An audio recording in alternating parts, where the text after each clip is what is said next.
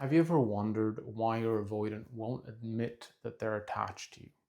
Why do they struggle so much with admitting their feelings? What's preventing them from saying, "You're the one for me"? Isn't being attached and connected actually a good thing? Something they would benefit from and should want for themselves and for your relationship? Hi, I'm Gabriel, and as a former avoidant, I'm going to explain to you why avoidants don't admit their attachment to you. Because once you understand their reasons for being so guarded or secretive, you will see them in a very different light. And you'll then relate to them differently as well. And by extension, you get more of the connection and closeness from them that you desire. I'd like to explain this through my own avoidant to secure journey. It's a little vulnerable, so go easy on me. When my wife Carolina and I initially met, there was without a doubt a very strong attraction for me, but I also had a lot of uncertainty and doubt, as avoidants do. She, on the other hand, had an anxious attachment style at the time. So the mixed bag of her anxious tendencies and my avoidant ones were, of course, a recipe for complications in our relationship. On the one hand, I was quite transparent from the get go about not knowing what I wanted and taking space from time to time. But on the other hand, I arranged to meet and made thoughtful gestures every once in a while. This and many other mixed messages I was sending led to a lot of confusion for Carolina. So that she was left wondering, how does he really feel about me? Does he care? Is he becoming as attached as I am? So why didn't I just simply tell her how I felt? What was my excuse? What were my reasons? Unfortunately, there is no one simple answer, but rather layers of reasons that made me act this way. Well, let me explain. One was that I was quite detached from my own feelings. This may be a trait more typically found in avoidant men, and in my case, it was thanks to a, let's say, not ideal childhood where any emotions I had that did not fall in alignment with what my parents deemed appropriate or acceptable were either ignored, shamed, met with aggression sometimes, and shut down by any means necessary. And guess what one of those forbidden feelings was? Being attached, getting attached, seeking connection and closeness. On the flip side, distance, detachment, and emotional isolation were regarded as a good thing and a sign of strength. So, after decades of being related to this way, I became detached from and unaware of my own feelings. I then carried this conditioning, this template, onto how I relate to my own emotions all the way through into my adult life, which meant I was relating to Carolina in this way, in this detached way, and being distant. So it's important to get that the oppression of attachment in childhood will literally make your avoidant unaware of how they feel towards you in your present day relationship. Because all they have to reference, all they've learned is attachment equals pain, connection equals pain, love equals pain. So, this was one of the reasons I did not tell Carolina that I was becoming attached to her. To make matters worse, though, when you're taught that feelings are invalid or bad, it unfortunately doesn't end there. A second way I carried this forward was I had ongoing doubts about my feelings towards Carolina. So, not only was there a lack of awareness of how I felt towards her, but anytime a tiny feeling of attachment did bubble up and surface, my childhood conditioning immediately put those feelings into question. How do you know that you really feel this way? Is she really the one? Or what if there's someone better for you? I was flooded with this kind of doubt every single time.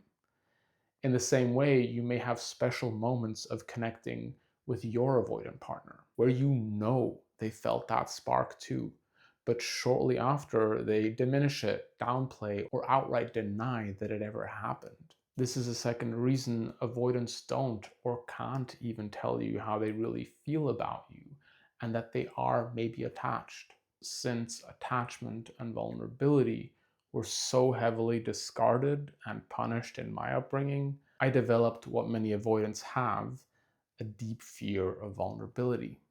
Because when your infancy, childhood, and adolescence are an endless experience of rejection, isolation, you learn that being open, being vulnerable, equals rejection and pain. And all of this eventually grew into a wall that isolated me, and it was very difficult for Carolina to get through. Now, today, I can look back and see that it was my coping mechanism at the time that was not serving me. But when Carolina and I initially started dating 13 years ago, it meant that I would not allow myself to be vulnerable, which meant I would not allow myself to be in a vulnerable position of becoming attached to her, or letting her know how I felt for the matter. What's good to keep in mind here is that very little of what I'm talking about is happening on a conscious level for your avoidant. All their present day behaviors are guided by an invisible hand from their own past that has maybe not yet been put into question. Now, what also results out of this deep fear of vulnerability is a need for control, another avoidance misguided attempt at self protection, when in fact it only isolated me further and ensured I did not have the healing conversations and the love that I actually needed to break free from my own generational trauma. Have you noticed your avoidant needing control over the conversation, the narrative, how or what you do? If so, I'm curious to know how you see your avoidance controlling traits manifest. Let me know in the comments, please. So, needing control is yet another thing that got in the way of telling Carolina just how attached I was. And finally, let's talk about what some of you already might suspect your avoidant partner has: an abandonment wound. In case you don't know, an abandonment wound is a devastating experience or experiences that leave a person emotionally scarred.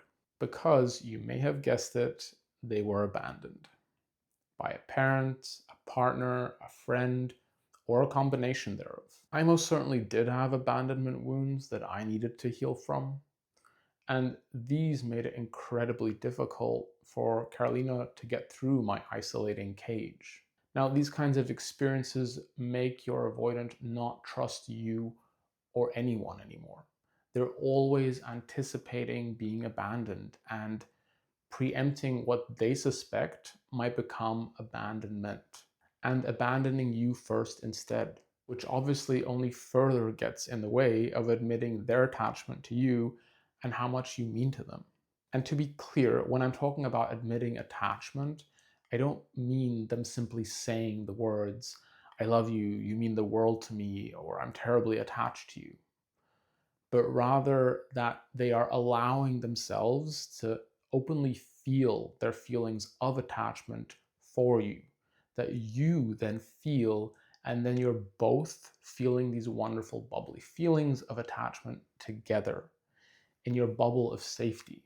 It's about that shared acknowledgement of your special connection. That's the attachment I'm talking about. And guess what? In order to get to that point with Carolina, I needed to heal from all of my past conditioning. I first needed to address all of the previous steps I covered. After all, how could I acknowledge or feel my attachment if I was detached from my own feelings and had a hard time being vulnerable about them? So, to summarize, the reasons I or any avoidant may not be admitting their attachment to you are that they are detached from their own feelings, meaning they are not in touch with what is actually going on for them emotionally. They cannot identify or even label their own feelings. Next, they have ongoing doubts about their feelings. Even if a feeling of attachment or love does crop up, it is immediately flooded with doubt and put into question. They have a deep fear of vulnerability too. They associate being vulnerable with being hurt and punished, so they won't allow that to happen. Next, they also believe that they need control in an effort to avoid any further pain. And finally, their abandonment wound has scarred them so deeply that they don't trust anyone anymore, believing they are doomed to be alone and find solace in their own isolation. So, in conclusion, your avoidant may not be telling you how they feel because they cannot, not because they don't care, not because they don't want to, but because they are prisoners of their own unresolved past that is dictating their beliefs and behaviors today. Their attachment to you runs deeper than they themselves might know. So, if you are in a position where you feel like you're really trying everything you can possibly do to fix things with your avoidant, and all you're getting is distance and stonewalling, please don't think this is all about you. They have their own problems that existed long before you came around. But what can you do about it? Go no contact? Give them more space? What the heck do avoidants actually need to feel safe to admit their attachment to you? My wife and I have been through this journey together. She, the anxiously attached, me, the avoidant. And looking back, it's quite clear to us what we did to make things work, to finally get through to me, to finally heal those annoying old wounds that kept getting in the way of our actual connection. And quite frankly, it's heartbreaking to see people break up and not be able to solve the very same problems we encountered too, which is part of why we took all of that knowledge, all of those experiences, and broke it down into bite-sized chunks that we teach our students in our Attach and Avoidant program. Here, I share the avoidant perspective and definite changes you need to make in your behavior to finally see your avoidance behavior change. Meanwhile, Carolina will teach you the new approach and mindset you need to turn things around and have that deep connection with them that you know is possible. So if you want to stop turning in circles and finally see some actual change, click the link in the video description to learn more about our Attach and Avoidant program. You can like and subscribe to learn more about avoidance and how to fix your relationship, and tell me in the comments what topic would you like me to cover next. Be sure to check out my wife's video that will answer how she made me as an avoidant at the time feel safe and win my trust.